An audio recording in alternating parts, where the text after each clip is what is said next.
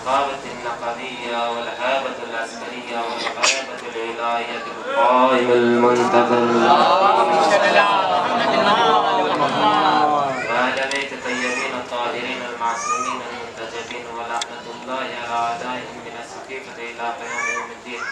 أما بعد فقد قال إمام رضا عليه السلام: كلمة لا إله إلا الله اسمي فمن دخل اسمي آمن من عذابي ولكن بشرطها وشروطها وأنا من شروطها. صلوات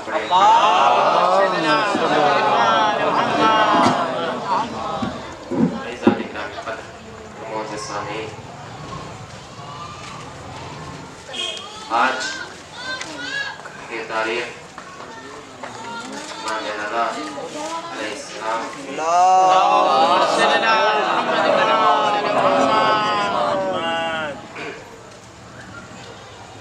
ہمارے اور آپ کے 8 امام کی شہادت کا دن ہے. عزیزان گرامی قدر دیکھیے یہ امام وہ ہے آپ سب بخوبی جانتے ہیں کہ امام کا حرم مشہد مقدس ایران کی سرزمین کا ہے. خداوند عالم ہم سب کو جلد سے جلد مشہد مقدس امام رضا کی زیارت سے مشرف فرمائے. عزیزان محترم امام رضا کی زیارت کے حوالے سے لکھتا ہے خود عیون اخبار میں امام رضا فرماتے ہیں کہ جو بھی میری زیارت کے لیے آئے گا گویا ایسا ہے کہ جس نے رسول اسلام کی زیارت کی. توجہ رکھیے گا. اور اس کو 1000 حج اور 1000 عمرے کے مقبولہ کا ثواب ملے گا. دیکھیں امام کا یہاں جملہ مقبولہ یعنی جو قبول ہوئے ہوں گے. اس لیے کہ آپ اور ہم جب حج کے لیے جاتے ہیں تو ہمیں معلوم نہیں ہے یا عمرے کے لیے جاتے ہیں تو ہمیں معلوم نہیں ہے کہ وہ حج قبول ہوا یا نہیں ہوا. وہ حج قبول ہوا یا نہیں ہوا ہمیں معلوم نہیں ہے. لیکن امام فرماتے ہیں جو میری زیارت کے لیے آئے گا اس کو 1000 حج اور 1000 عمرے کا ثواب ملے گا. اس کے بعد چھٹے امام میں فرماتے ہیں کہ جو امام رضا کی زیارت کے لیے جائے گا, امام رضا کے حرم کی زیارت کے لیے جب کوئی جائے گا تو خداوند عالم اس کے تمام گناہ کبیرہ کو بالکل معاف کر دے گا, مٹا دے گا. اللہ اکبر. اور لیکن شرط ہے کہ پوری معرفت کے ساتھ جائے. جب راوی نے سوال کیا کہ مولا معرفت کیا ہے تو امام نے فرمایا جو شخص یہ سوچ کر امام کی زیارت اس معرفت کے ساتھ جائے کہ یہ امام اللہ یعنی منصوص من اللہ ہے, اللہ کی طرف سے ہے اور ان کی اطاعت ہمارے اوپر واجب ہے. توجہ, ان کی اطاعت ہمارے اوپر واجب ہے. جو یہ سوچ کر جائے گا اس کے گناہ بھی معاف ہو جائیں گے اور اس کو اتنا ثواب ملے گا کہ جیسے کوئی 1000 مرتبہ شہید ہوا ہو رسول اسلام کے ساتھ میں جنگ کرتا ہوا شہید ہوا ہو, جہاد میں شہید ہوا. اتنا ثواب ہے. آپ دیکھیں تو خود بہت سی جگہوں پر 8 امام نے اور بھی ارشاد فرمایا کہ جو میری زیارت کے لیے جائے گا اس کو 1,00,000 حج, 1,00,000 عمرے اور 1,00,000 کتنے درجات اور چیزوں کو بیان کیا گیا ہے کہ انہیں وہ ثواب انہیں ملے گا. عزیزان گرامی قدر خداوند عالم سے ہم مسلسل دعا کرتے ہیں پروردگار عالم مقامات مقدسہ کی حفاظت فرما اور ہم سب کو جلد سے جلد امام رضا کی زیارت نصیب فرما. جس آیے کریمہ کو میں نے سرنامہ کلام منتخب کیا, یہ جو حدیث ہے امام رضا کی حدیث ہے, عربی میں اس کو سلسلۃ الذہب کہتے ہیں. گولڈن چین, ذہب یعنی گولڈن, عربی نام موجود ہے میرے سامنے. گولڈن چین جب آپ اس حدیث کے لیے ملتا ہے کہ اگر کوئی شخص دیوانے پر پڑھ دے تو وہ صحیح ہو جائے. توجہ رکھیے گا, تمیز ہے تھوڑی سی سن لیجیے گا. ایک شخص تھا, وہ دیوانہ تھا, سڑک پہ وہ بہت زیادہ عجیب سی حرکتیں کر رہا تھا, تو اس کے اطراف میں جو ہے بہت ساری بھیڑ اکٹھی ہو گئی. وہاں سے امام کے چاہنے والے کا جب گزر ہوا تو اس نے دیکھا کہ پریشان ہے, دیوانہ ہے, تو وہ شخص اس کے قریب جاتا ہے اور جانے کے بعد اس حدیث کو پورے سلسلے کو امام رضا سے لے کر اللہ تک اس کو تلاوت کرتا ہے. اس کے اوپر جب پڑھتا ہے, جیسی ختم ہوتی ہے وہ اس کی دیوانگی ختم ہو جاتی ہے اور وہ اٹھ کے چلا جاتا ہے. تمام لوگ دیکھ رہے ہیں, کہا کہ تم نے کیا پڑھا ہے؟ کہا میں نے اس حدیث کو پڑھا ہے جو امام رضا نے ہمیں بتائی ہے. یہ حدیث وہ ہے کہ جس کے لیے ملتا ہے کہ اس سے اگر کوئی شخص اس کو لکھ کر اپنے گھر میں لٹکا لے تو گھر میں کبھی بلائیں نہیں آ سکتی ہے, ہمیشہ رحمتیں برکتیں اس کے گھر پر نازل ہوتی رہیں گی.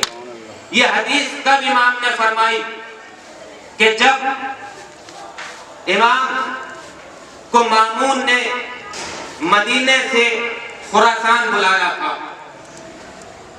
جب بلایا تو راستے میں سب کو معلوم ہو گیا کہ امام فرزند رسول تشریف لا رہے ہیں. تو اس وقت نیشا پور میں جب امام کی سواری پہنچی تو وہاں پر امام نے اس حدیث کو بیان کیا. جیسے امام کی آپ جب زیارت کے لیے جائیں گے تو دیکھیں گے نیشا پور میں امام کے قدمگاہ بھی موجود ہے. تو جب امام کی سواری وہاں پر پہنچی تو تمام زیارت کرنے والوں کا ایک بہت بڑا ہجوم موجود تھا. جیسے امام کو دیکھا, امام کی سواری کو دیکھا, روکا, اور روکنے کے بعد کہا کہ ایک اشتیاق تھے مولا, ہم آپ کی زیارت کے بہت زیادہ اشتیاق تھے, مشتاق تھے آپ کی زیارت کے.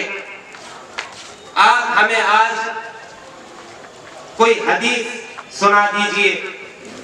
اس وقت تاریخ میں موجود ہے کہ 24,000 قلمدان وہاں پر موجود تھے امام کی اس حدیث کو لکھنے کے لیے. توجہ رکھیے گا اس جملے پہ, کتنے 24,000 قلمدان وہاں پر موجود تھے.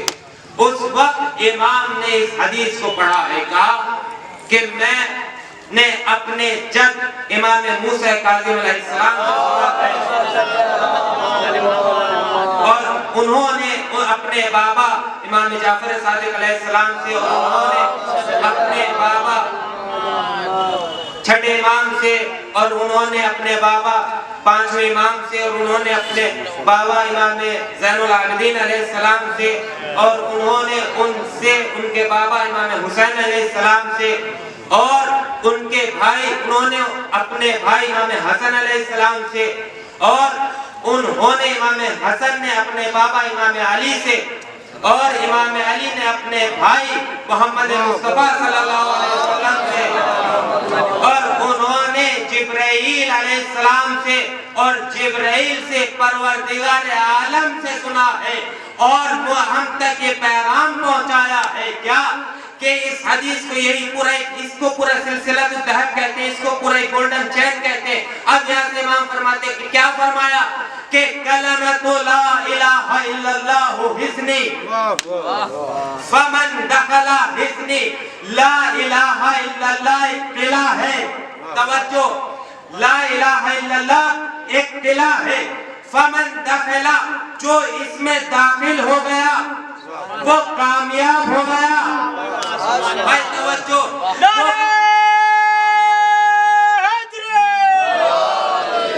وہ کامیاب ہو گیا. امام فرماتے ہیں وہ کامیاب ہو گیا جو اس قلعے میں داخل ہو گیا, وہ کامیاب ہو گیا. امام نے اس حدیث کو جیسے یہاں تک بیان کیا, فوراً ہماری کے پردے کو گرایا اور اپنی سواری کو آگے بڑھایا. جیسے سواری کو آگے بڑھایا, جتنے بھی قلمدان تھے 24,000 قلمدان وہاں پر موجود تھے. اس حدیث کو لکھنے کے بعد جیسے سر کو اٹھایا, امام کی ہماری آگے بڑھ چکی تھی, امام نے دوبارہ سے ہماری کے پردے کو اٹھایا, اور اٹھانے کے بعد کہا وَلَكِنَّا بِشَرْطِهَا وَشُرُوطِهَا وَأَنَا مِن شُرُوطِهَا. لیکن ایک شرط اگر تم چاہتے ہو کہ اس قلعے میں داخل ہو جاؤ کہ اس کی ایک شرط ہے اور ان شرطوں میں سے ایک میں ہوں، یعنی جب تک مجھے نہ مانو گے اس قلعے میں داخل نہیں ہو سکتے۔ صلوات علی محمد و آل محمد۔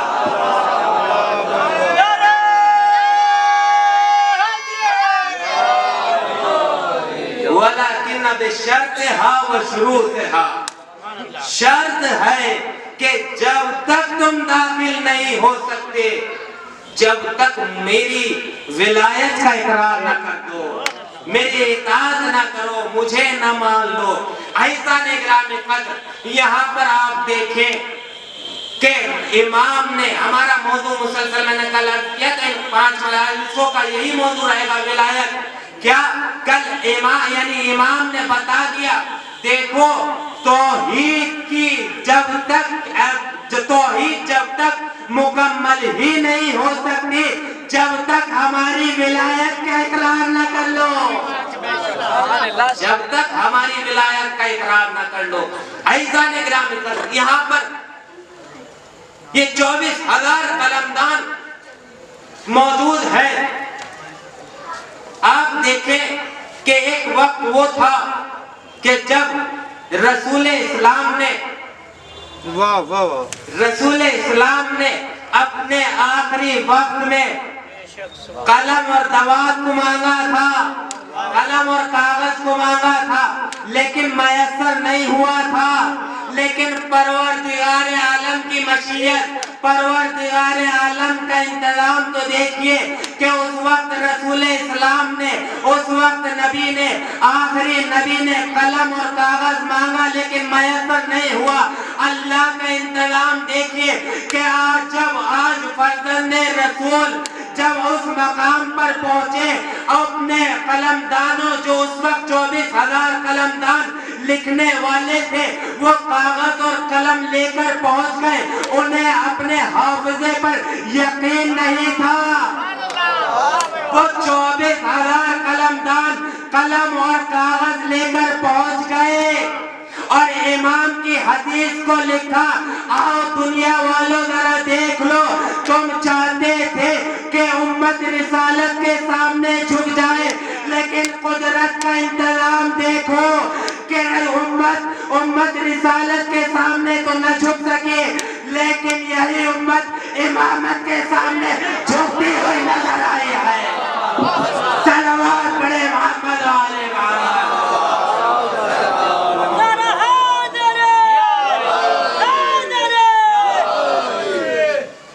یہی امت ہے جو آج جھکتی ہوئی نظر آ رہی ہے۔ 24,000 قلمدان وہاں پر موجود تھے۔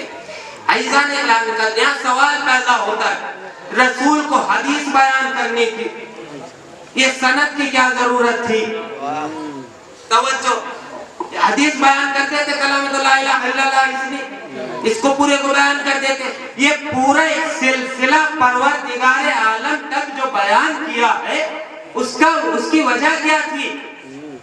کیوں بیان کیا؟ اس کی وجہ بس ایک ہی نظر آئی، کہیں آنے والے زمانے کے کوئی بھی مورخ یہ نہ لکھ دے کہ یہ کسی محدث نے اپنی طرف سے لکھ دیا، کسی حدیث لکھنے والے نے اپنی طرف سے لکھ دیا، یا کسی نے دنیا میں آ کر کسی عالم سے علم حاصل کر کے اس حدیث کو نہ لکھ دیا ہو۔ اسی لیے امام نے اس پوری سند کو بیان کر کے بتا دیا، دیکھو آل محمد اس دنیا میں آ کر علم حاصل نہیں کرتے، بلکہ جب وہ آتے ہیں تو پروردگار عالم کی بارگاہ سے علم لے کر آتے ہیں۔ صلوات علی محمد و آل محمد۔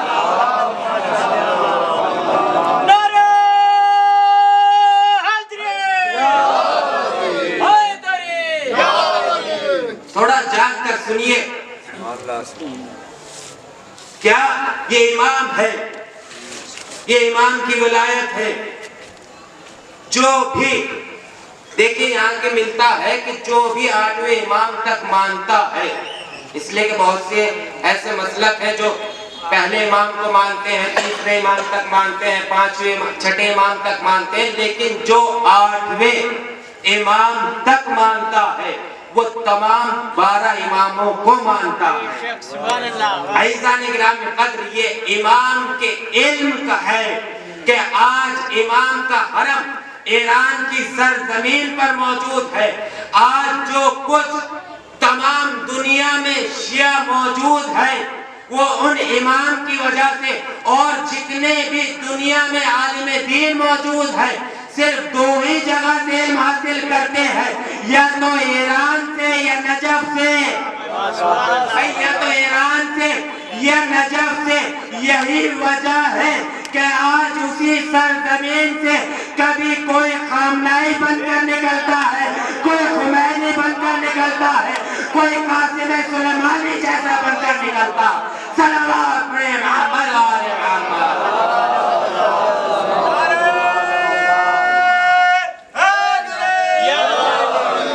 یہ ان کی عطا ہے جو آج ہمارے پاس اس طرح سے اتنے بلند ترین مرجع اکرام موجود ہیں کہ جن سے آج ایران کتنا چھوٹا سا ملک ہے، کتنا چھوٹا سا ملک ہے، لیکن آج دنیا کی سپر پاور بات کرتے ہوئے بھی گھبراتی ہے، بات کرتے ہوئے بھی گھبراتی ہے۔ عزیزان گرامی قدر، یہی امام ہے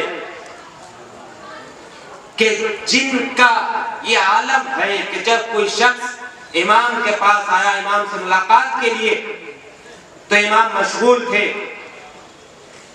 امام کا غلام باہر دروازے پر تمہارے میسج کو پہنچا دوں گا، تمہارے پیغام کو پہنچا دوں گا۔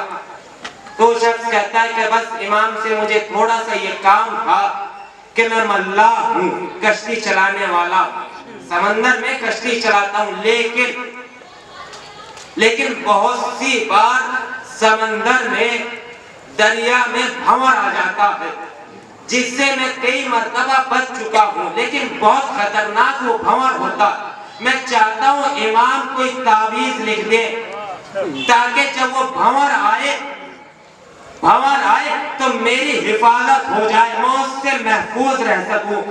توجہ رکھیے گا، وہ غلام کہتا ہے، اس غلام کا نام ہے معروف ترقی، ترک کا رہنے والا، وہ کہتا ہے تو صرف اتنی سی بات کے لیے امام کو زحمت دینا چاہتا ہے؟ توجہ، صرف اتنی سی بات کے لیے کہا جب بھی آج کے بعد بھنور سمندر میں آئے اور تو سمندر میں موجود ہو تو اس سمندر میں جب سیلاب آئے، بھنور آئے تو اس سے کہہ دینا کہ امام رضا کے غلام معروف ترقی نے مجھ سے کہا ہے کہ تم مجھے اذیت نہ پہنچانا، مجھے اذیت نہ پہنچانا۔ وہ کہتا ہے کہ جب میں بھنور اس سیلاب میں گیا، سمندر میں گیا، سیلاب آیا، جیسے ہی سیلاب آیا نا تو میں نے کہا کہ میں معروف ترقی نے امام رضا کے غلام نے مجھ سے کہا ہے کہ تو مجھے محفوظ رکھ، مجھے اذیت نہ پہنچانا۔ وہ جو بھنور تھا وہ ختم ہوتا چلا گیا،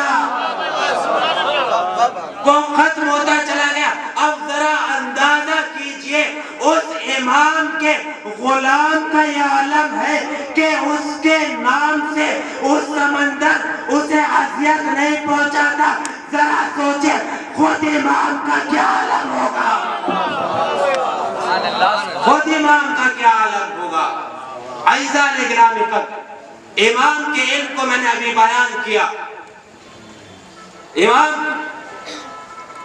دنیا میں آ کے علم حاصل نہیں کرتا ہے، بلکہ جب وہ آتا ہے تو علم لے کر آتا ہے۔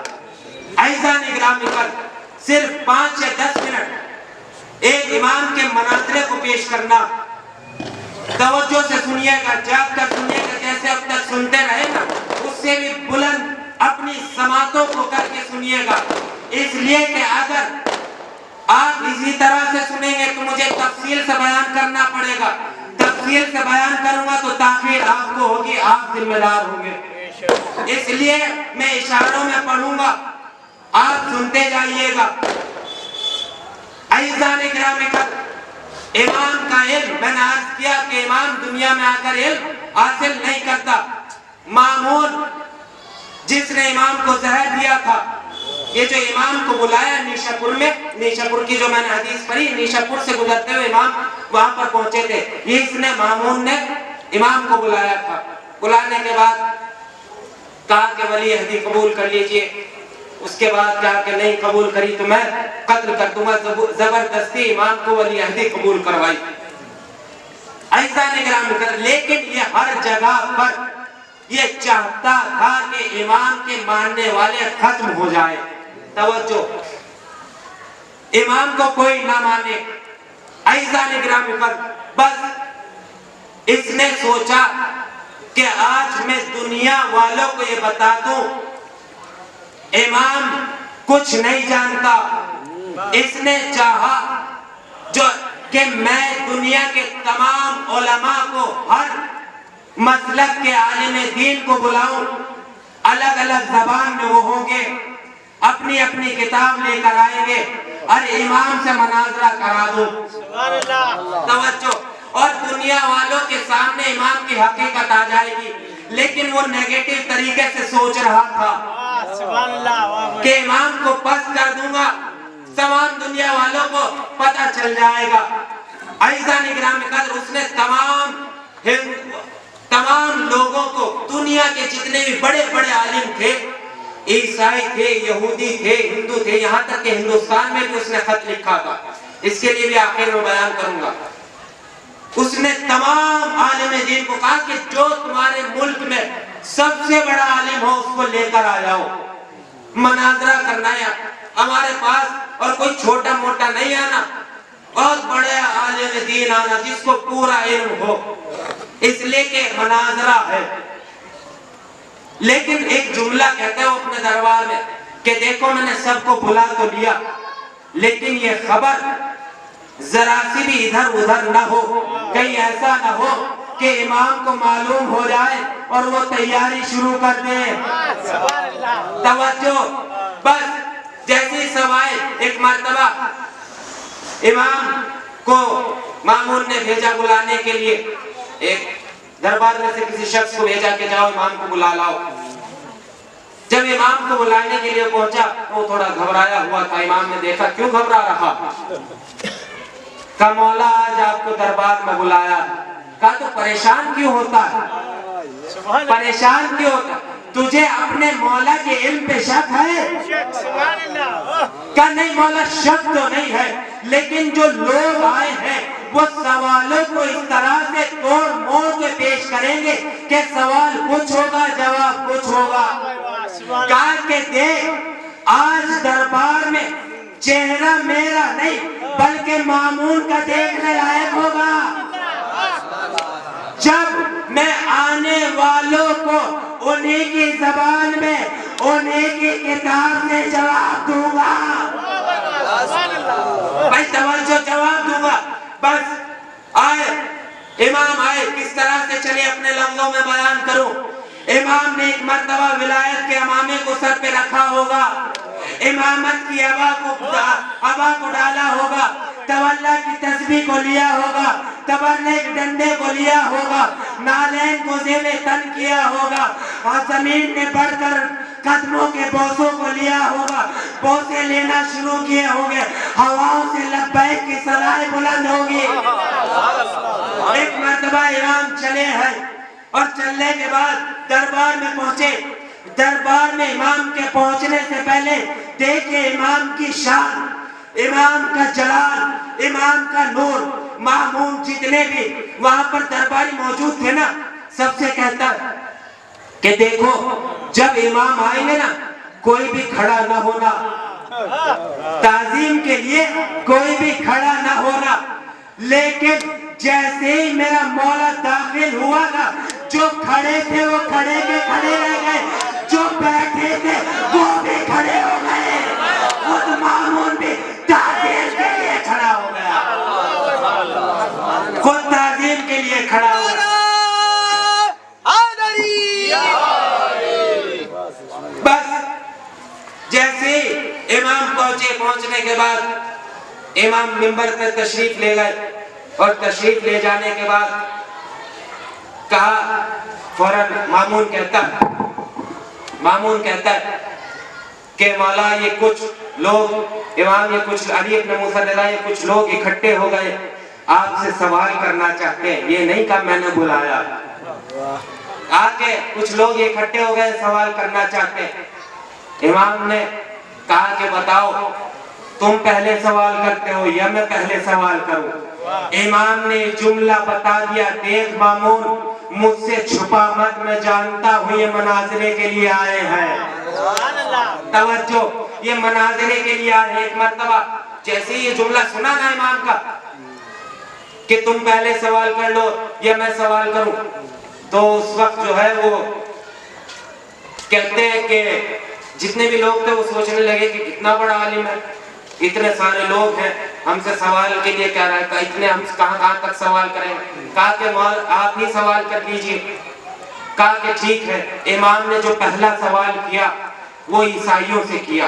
توجہ، عیسائیوں سے کیا، کیونکہ دیکھیں اصول دین میں سب سے پہلے کیا آتا ہے؟ اول توحید. عیسائیوں کے ہاں توحید کا سب سے بڑا مسئلہ ہے، اس لیے کہ وہ حضرت عیسیٰ کو اللہ کا بیٹا مانتے ہیں. بائبل میں آپ نے دیکھا وہ لکھتے ہیں کہ he is the son of God، اللہ کا بیٹا ہے، ابن اللہ مانتے ہیں. امام کہتے ہیں کہ تم نے کہا، تم کہتے ہو تمہارا عقیدہ یہ ہے کہ عیسیٰ جو ہے وہ اللہ کے بیٹے ہیں.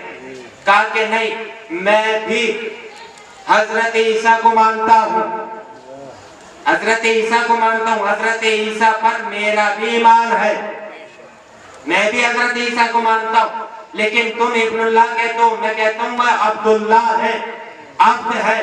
دیکھیں ابن میں اور عبد میں فرق ہے.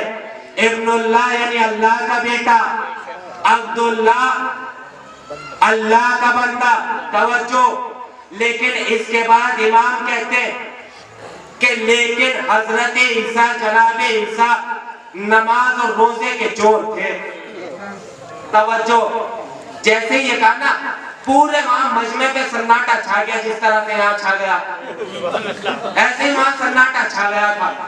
لیکن جو عیسائیوں کا پادری تھا وہ ایک دم غضبناک ہو گیا، کھڑا ہو گیا. کہا کہ تمہیں کس نے مسلمانوں کا عالم بنا دیا؟ تمہیں تو یہ بھی نہیں پتا کہ حضرت عیسیٰ نماز پڑھتے تھے نہیں پڑھتے تھے؟ کہا کہ حضرت عیسیٰ رات میں کبھی سوئے نہیں، پوری رات عبادت میں گزار دیتے تھے، اور دن میں کبھی کھانا نہیں کھایا، روزے سے رہتے تھے. امام نے کہا تم مانتے ہو؟ بھائی توجہ، تم مانتے ہو کہ وہ عبادت کرتے تھے، سجدہ کرتے تھے؟ کہا ہاں، وہ پوری رات عبادت کرتے تھے، دن میں روزہ رکھتے تھے. بھائی توجہ، وہ پوری رات، وہ کہتے ہیں کہ حضرت عیسیٰ پوری رات عبادت کرتے تھے، پورا دن روزہ رکھتے تھے. امام نے کہا مانتے ہو؟ کہاں مانتے ہیں. کہا تو اب یہ بتاؤ جو سجدہ کرے وہ ابن ہوتا ہے یا عبد ہوتا ہے؟ وہ ابن ہوتا ہے یا عبد ہوتا ہے؟ بس جیسے یہ سنا خاموشی چھا گئی، اسی وعدے کر دیا کہ حضرت عیسیٰ تو عبد ہو گئے، جب عبادت کرتے تو عبداللہ ابن اللہ ختم ہو گئے. اب ایک مرتبہ امام یہودیوں کی طرف مخاطب ہوئے. مخاطب ہونے کے بعد کہا کہ تم لوگ حضرت موسیٰ کے بعد کسی اور کو نبی نہیں مانتے، کیا وجہ ہے؟ جو ان کا سب سے بڑا عالم تھا وہ آگے بڑھا اور بڑھنے کے بعد کہا ہاں ہم حضرت موسیٰ کے بعد کسی اور کو نبی نہیں مانتے. کہا وجہ کیا ہے؟ کہا کہ آنے والے اور نبیوں نے کسی نے بھی اس طرح سے معجزات نہیں دکھائے ہیں جس طرح سے جناب موسیٰ نے دکھائے. ان کے معجزات آپ کے ذہنوں میں ہے نا. کہا کہ ان کے دو معجزات، ایک ید بیضا، جب جیب میں سے ہاتھ نکالتے تھے تو ہاتھ نور کی طرح چمکتا تھا. دوسرا معجزہ جب وہ اپنے عصا کو زمین پر ڈال دیتے تھے تو وہ اژدہا میں تبدیل ہو جاتا تھا. کہا کہ یہ معجزات اور کسی نبی نے نہیں دکھائے. کہا کہ اور بھی حضرت عیسیٰ نے بہت سے معجزات دکھائے, مردوں کو زندہ کیا کرتے تھے, رسول اسلام کے بہت سے معجزات ہیں. کہا معجزات انہوں نے بھی دکھائے. وہ کہتا ہے کہ لیکن وہ معجزات ہم نے اپنی آنکھوں سے نہیں دیکھے. امام نے کہا تو کیا جناب موسیٰ کے معجزات تو نے اپنی آنکھوں سے دیکھے؟ کہا کہ نہیں, ان کے جو معجزات ہیں وہ اوتھینٹک بکس میں آئے ہیں, جو یعنی ویلڈ بکس ہیں اس میں آئے ہیں. جو مستند بک ہے, جو مستند کتابیں ہیں, ان میں ان کے معجزات بیان کیے گئے. امام نے کہا اچھا یہ بتا, جا کے سنیے گا اب یہاں سے. امام نے کہا کہ اگر میں تیری اسی مستند کتاب سے ان نبیوں کو بیان کر دوں تو کیا مان لے گا؟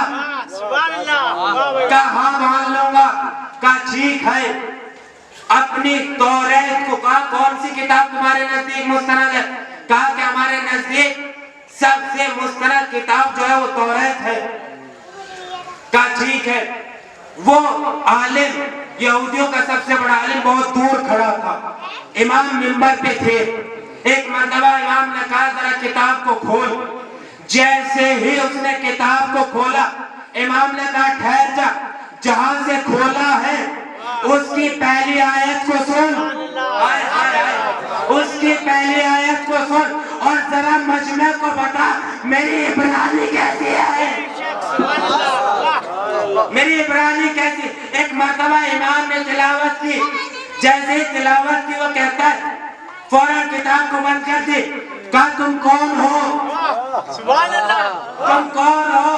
میں اتنی دور ہوں, آپ منبر پہ ہیں, آپ کو کیسے معلوم ہوا میں نے کون سا صفحہ کھولا؟ بس امام کہتے اگر میں دیکھ کر بتاؤں تو حجت خدا کیسا, میں حجت خدا کیسا. بس امام نے کہا جیسے ہمارے قرآن مجید میں سورہ ہیں اسی طرح سے توریت میں چیپٹرز ہیں.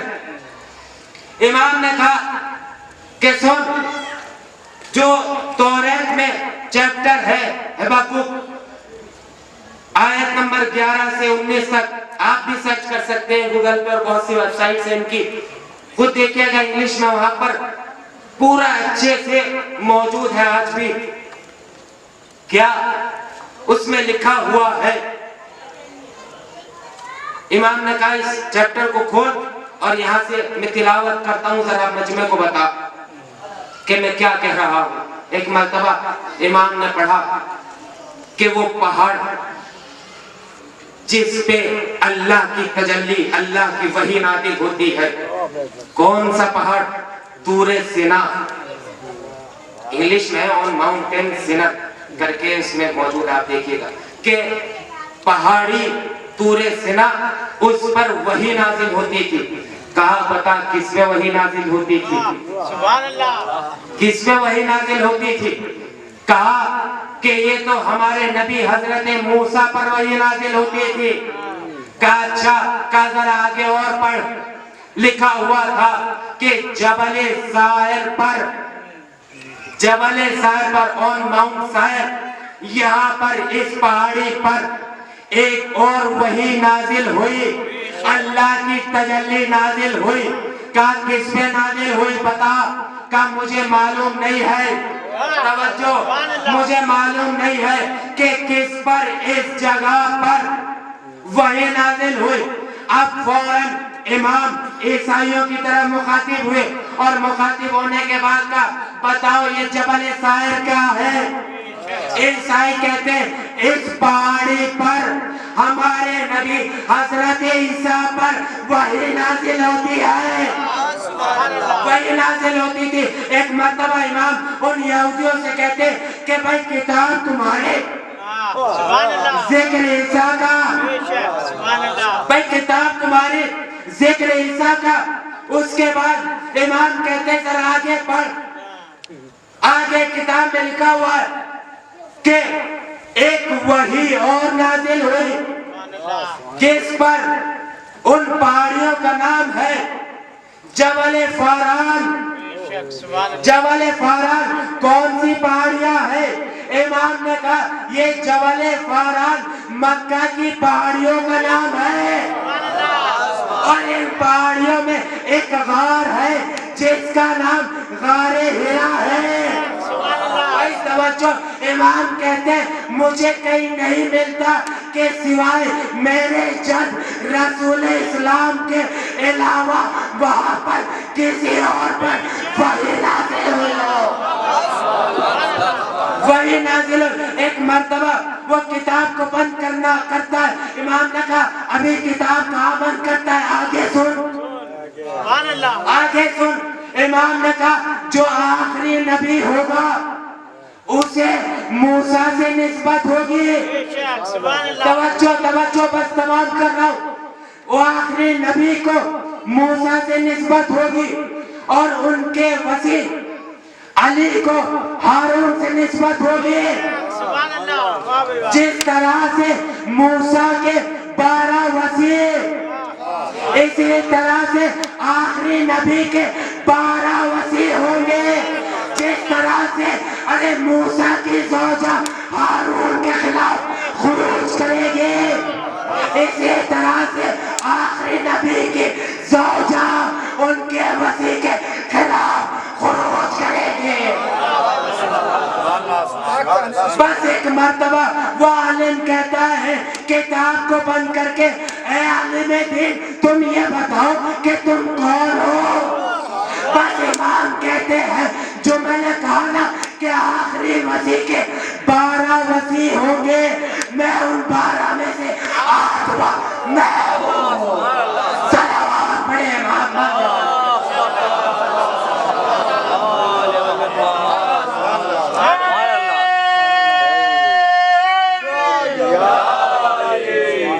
8واں میں ہوں۔ عیسیٰ نے گرامی کہا۔ اب یہاں سے ملتا ہے کہ جب امام، اس لئے کہ میں نے ابھی عرض کیا کہ ہندوستان کے عالم کو بھی، ہندوؤں کے عالم کو بھی بلایا تھا اس نے، ملتا ہے کہ جب امام کے جوابوں کا یہ عالم دیکھا نا، امام کے جوابوں کا یہ عالم دیکھا، تو جب امام اس کی طرف مخاطب ہوئے نا تو وہ کہتا ہے کہ میرا کوئی سوال ہے، میرا کوئی سوال نہیں ہے۔ تو امام نے دیکھئے امام کا اس نے احترام کیا، تو آج ہی ملتا ہے کہ وہ ہندو، امام نے جب یہ کہا نا کہ میرا کوئی سوال نہیں ہے، تو امام نے کہا تو نے میرا احترام کیا، مجھ سے کوئی سوال نہیں کیا، میں تجھے یہ جزا دیتا ہوں کہ جب تک چاہے گا تو زندہ رہے گا۔ توجہ، جب تک تو چاہے گا زندہ رہے گا۔ آج بھی ملتا ہے، میں سن رہا تھا کہ ایک عالم دین آئے تھے ہندوستان میں، بہت زیادہ ان کے چہرے پہ نور تھا، اب سے 400 سال پہلے اس کا انتقال ہوا۔ وہ جیسے ہی سنا نا کہ عالم دین آئے تو کسی شخص نے جا کر بتایا کہ فلاں عالم دین آئے، ان کے چہرے سے بہت زیادہ نور آ رہا ہے۔ تو ایک مرتبہ جب سارے میں پھیل چکی فلاں عالم دین آئے، ان کے چہرے پہ بہت زیادہ نور ہے، تو وہ شخص ان کو عالم دین کو بلاتا ہے، ہندو ہے۔ آنے کے بعد وہ دیکھتا ہے اور آنے کے بعد کہتا ہے کہ میں نے لوگوں سے سنا ہے کہ آپ کے چہرے پہ بہت نور ہے، لیکن اس طرح سے نور نہیں ہے جو امام رضا کے چہرے پہ تھا۔ جو امام رضا کے چہرے پر نور تھا۔ کہا تم نے کیا امام رضا کو دیکھا؟ کہا ہاں میں بھی اس مناظرے میں گیا تھا، امام کا میں نے احترام کیا تھا، تو امام نے کہا تھا کہ جب تک چاہے زندہ رہ لینا۔ اللہ اکبر۔ امام کا اگر دشمن بھی احترام کرے، اگر دشمن کا بھی احترام کرے امام کو، تو امام اسے جزا میں یہ عطا کرتے۔ تو ذرا سوچے اگر کوئی امام کا ماننے والا ہو، امام کا ماننے والا ہو تو امام اسے کتنا عطا کریں گے۔ یہ امام کا علم ہے، امام کا علم، امام نے جس طرح سے لوگوں کو عطا کیا ہے، صرف اس وقت نہیں بلکہ آج بھی بہت سے واقعات ملتے ہیں۔ امام کے حرم میں جا کر کوئی मांग कर तो देखे खुलूस दिल के साथ, मारिफत के साथ। ऐसा नहीं है कि अता नहीं होती, हमारे मांगने में कमी है, उनके देने में कमी नहीं है। ऐसा निगरान करता। यही इमाम है कि जिसकी हम मुसलसल ज़ियारत पढ़ते हैं। क्या ज़ियारत पढ़ते हैं? अस्सलामु अलैका या गरीबल गुरबा। कभी फिक्र सोचा है कि क्यों कहा है गरीबल गुरबा? अल्लाह अकबर, क्यों कहा गया है गरीबल गुरबा? हाँ अजीजों, गरीब इसलिए कहा गया है कि ईमान का रोज़ा उस जगह पर है जहाँ कोई भी आस पास मौजूद नहीं है। इमाम हुसैन करबला में है, लेकिन उस जगह पर अली अकबर भी साथ में है, हजरत अब्बास भी साथ में है, लेकिन ये गरीब ऐसा गरीब है कि इनके पास कोई भी मौजूद नहीं है। यही वजह है कि हम सलाम करते हैं तो कहते हैं अस्सलामु अलैका या गरीबल गुरबा। हाँ जब आप ज़ियारत करें, ज़ियारत पढ़ते हुए भी गिरिया कीजिएगा। हाँ अजीजों, ये गरीब कैसा गरीब है। जब ये मदीने से चला था, जब मेरा मौला इमाम हुसैन 28 रजब को मदीने से चले थे, तो जानते हैं इमाम के साथ उनकी बहनें भी मौजूद थी, हजरत अब्बास भी मौजूद थे, जनाब अली अकबर भी मौजूद थे। लेकिन जब मेरा मौला गरीब चला है तो किस तरह से चला है? अरे सबसे विदा होता, अपने जद रसूल के कब्र से विदा होता और सबको सलाम करके चलता और कहकर जाता है, ऐ मेरे चाहने वालों, ये मेरा आखिरी सफर है, मेरा इंतजार न करना, मेरा इंतजार न करना। हाँ अजीजों, ये मेरा मौला चला है। अजीजों, मामून ने बुलाया है, खुरासान में इमाम को बुलाया और बुलाने के बाद जब इमाम पहुंच चुके हैं, इमाम को जगह जगह पर अज़ियत दे रहा है, अज़ियत दे रहा है। हाँ अजीजों, लेकिन चाहने वाले जानते हैं ये सिर्फ दिखावा करता है कि मैं मौला के साथ हूँ, लेकिन इमाम को इसी ने जहर दिया है। हाँ अजीजों, जब इमाम के आज इसी तारीख में 17 सफर में इमाम को जब जहर दिया गया ना, मामून को करीब बुलाया है। हाँ अजीजों, मामून ने बुलाया इमाम को, अपने दरबार में बुलाया। जैसे दरबार में बुलाया है, जब दरबार में जा रहे थे तो जानते हैं इमाम ने अबा सलत को करीब बुलाया और बुलाने के बाद कहा, अबा सलत देखो मैं अंदर जा रहा हूँ, जब मैं बाहर निकलूँ ना अंदर से तो मेरे मुंह पर रुमाल होगा, मुझसे कलाम न करना, मामून मुझे जहर दे चुका होगा। हाँ अजीजों, अजीजों, अजीजों, और भी वसीयत की, अबा सलत देखो तुम सहमत न करना, मेरे अबा सलत तुम सहमत न करना, तुम गुस्ल कफन का इंतजाम न करना, मेरा बेटा मदीने से मोहम्मद तक ही आएगा। अल्लाह अकबर, अल्लाह अकबर। हाँ अजीजों, जरा दिल खोल के गिरिया कीजिएगा। जानते हैं, आप जानते हैं बहन भाई से कितनी मोहब्बत करती है। हाँ अजीजों, एक बहन करबला में है कि जिसका नाम ज़ैनब है, जिसका नाम ज़ैनब है। हाँ अजीजों, एक बहन है जिसका नाम फातिमा है, मासूमा कुम जिसे कहा जाता है। हाँ अजीजों, ये बहन भी जनाब ज़ैनब भी अपनी भाई से बहुत ज्यादा प्यार करती थी। इधर जनाब फातिमा मासूमा कुम भी अपने भाई से बहुत ज्यादा प्यार करती थी। जानते हैं जब भाई की कोई खबर नहीं मिली ना मदीने में, परेशान हो गई। जब वक्त गुजरने लगा ना तो एक मर्तबा तमाम 18 भाइयों की बहन थी, 18 बहन भाई थे इमाम के, एक मर्तबा सबके साथ चल दी इमाम के अपने भाई की ज़ियारत के लिए। जब ईरान में पहुंची है, कुम के करीब जब पहुंची है ना, तो इमाम मामून ने दुश्मनों को, इमाम ने अपने लश्कर को भेज के इमाम के तमाम भाइयों और बहनों को शहीद करवा दिया। सिर्फ एक या दो बहन बची है, एक मासूमा कुम और 2 या 3 बहनें और बची है। जैसे ही वो मार कर चले गए, शहीद करके चले गए, तो लोगों को मालूम हुआ मेरा मौला शहीद कर दिया। बस इतना सुनना था। अरे बीवी से बर्दाश्त न हुआ, बर्दाश्त न हुआ। एक जुमला का, ए भाई, अरे مدینے سے آ گئی. اے بھائی میرا انتظار نہ کیا. عزیزو ارے شہزادی کی روح پرواز کر گئی. میں کہوں گا شہزادی آپ نے صرف ایک بھائی کی خبر سنی.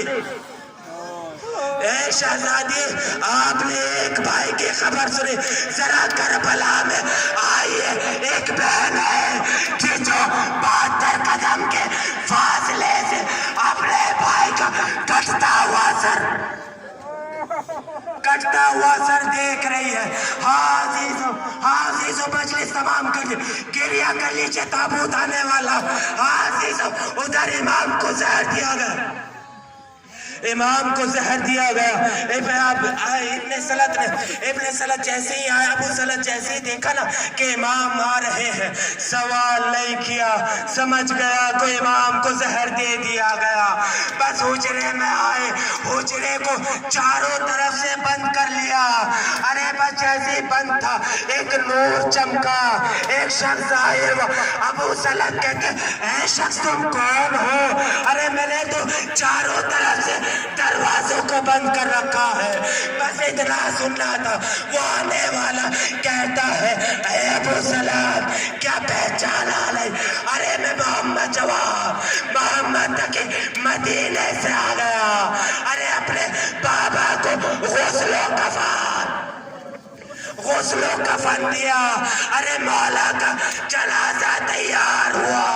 ارے لے کر چلے, جیسے لے کر چلے میں کہوں گا اے مولا کتنے خوش نصیب ہیں کہ آپ کو اٹھانے والا آپ کا بیٹا موجود ہے. لیکن کربلا میں آئیے. ارے ایک بیٹا کہ جس کے ہاتھوں میں ہتھکڑی, پاؤں میں بیڑی, لیکن اس کے سامنے اس کے بابا کا لاشا بے